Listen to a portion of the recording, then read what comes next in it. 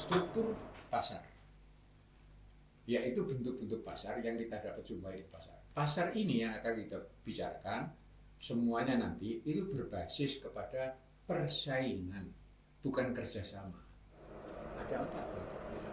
Yang pertama adalah pasar persaingan. Apa itu pasar? Jangan bayangkan pasar seperti pasar yang kita lihat di jalan-jalan itu, bukan.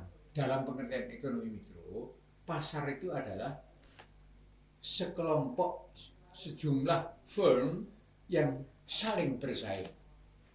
Sejumlah firm yang saling bersaing. Jadi sejumlah perusahaan yang saling bersaing. Kalau satu namanya firm, kalau banyak namanya pasar atau industri. Jadi pasar itu sama dengan industri. Ada beberapa ciri. Pasar namanya persaingan sempurna. Apa tuh cirinya? Banyak penjual dan banyak pembeli di pasar. Pasar ya, banyak. Jadi misalnya begini, kalau kita memberi gambaran tentang pasar ya, pasar mobil di Jawa Timur misalnya begitu. Itu isinya apa? Oh, isinya penjual mobil sak Jawa Timur. Nah, banyak penjualnya. Banyak itu seberapa banyaknya? Banyak yang dimaksud itu adalah satu firm atau perusahaan merupakan bagian terkecil dari bagian yang sangat kecil dari pasar. Sehingga saking kecilnya ya, tindakan individual dari perusahaan itu tidak akan mempengaruhi pasar.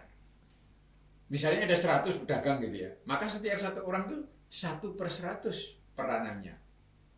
Sebab itu kecil sekali, apabila dia melakukan apapun juga tidak akan mempengaruhi pasar. Yang kedua, ya, oleh karena mereka itu banyak, maka tidak ada satupun yang bisa menentukan harga. Istilahnya itu semua orang di dalam industri persaingan sempurna itu price taker, bukan price maker. Ya, mereka hanya menerima harga saja. Oh, harganya segini, ya udah saya jual gini. Tidak bisa dia naikkan. Kalau dia naikkan, nggak laku. Kalau dia turunkan, rugi. Barangnya homogen. Homogen itu apa? Homogen kan sama ya. Homogen adalah tiap-tiap pembeli tidak bisa membedakan dan tidak bisa memilih. Ya, oh iya, aku pilih yang ini aja, nggak milih yang itu. Kalau sampai bisa memilih, itu namanya barang tidak homogen. Kemudian pengetahuan yang sempurna tentang pasar ini asumsi saja. Ya, boleh karena semua orang itu merupakan price taker. Kita dapat lihat di gambar ini. Gambar kiri itu industri. Gambar industri. Isinya berapa?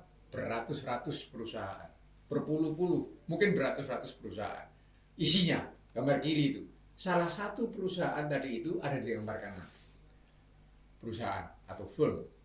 Ya, itu harga keseimbangan di pasar terjadi pada harga PE dan jumlah yang diminta yang dijual di pasar itu sebanyak QE. E itu equilibrium, maksudnya keseimbangan. Nah, semua perusahaan seperti terlihat di gambar kanan hanya dapat menjual produknya pada harga PE itu saja. Ya, maka itulah kurva D itu kurva permintaan ya. Kurva permintaan yang dihadapi oleh perusahaan itu, kurva permintaan konsumen yang dihadapi oleh perusahaan itu berupa garis datar. Apa artinya garis datar itu? Artinya adalah berapapun Q itu jumlah barang. Berapapun Q yang dijual, harganya tetap sebesar PE saja. Ya, saya sekali tidak ada apa-apa tulis, jadi saya cukup mengatakan saja bahwa di dalam industri persaingan sempurna, D, demand, kurva demand, disebut juga AR, average revenue. Ya, dan ini pasti sama besarnya dengan MR, alias kurva AR dan MR itu berbentuk garis horizontal dan berimpit. Dalam hal ini harga P tadi itu sebesar PE. Kalau garis permintaannya, kurva permintaannya horizontal seperti itu, ya, horizontal, maka apabila digambarkan kurva TR-nya akan berbentuk garis lurus miring ke kanan atas mulai dari titik 0. Demikianlah kurva permintaan di dalam pasar persaingan. Sekarang bagaimana perusahaan itu bekerja? perusahaan itu bekerja dengan cara menjual barang, tapi menjual barang itu mestilah dengan mengeluarkan biaya. Nah, kurva biaya kelihatan di dalam gambar ini ya. Itu perhatikan baik-baik. Dia belok-belok ya, dia belok 2 kali. Mula-mula cembung lalu cekluk. Selama kurva TC total cost itu ada di bawah kurva TR, selama itu pula perusahaan mendapat laba. Itu, saudara sekalian yang saya muliakan, laba yang dituju oleh perusahaan itu adalah laba maksimum. Kapan laba maksimum terjadi?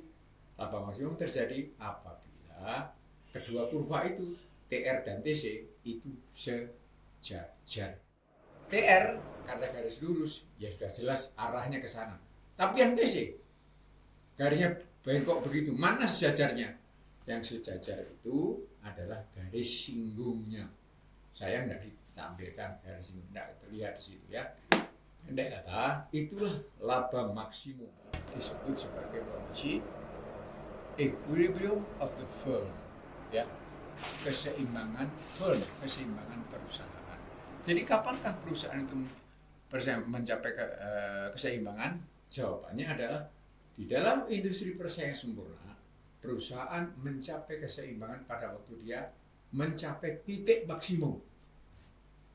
Mencapai titik laba maksimum maksud saya. Mencapai laba maksimum. Kalau kurva itu sejajar kedua-duanya, itu sebetulnya menunjukkan apa?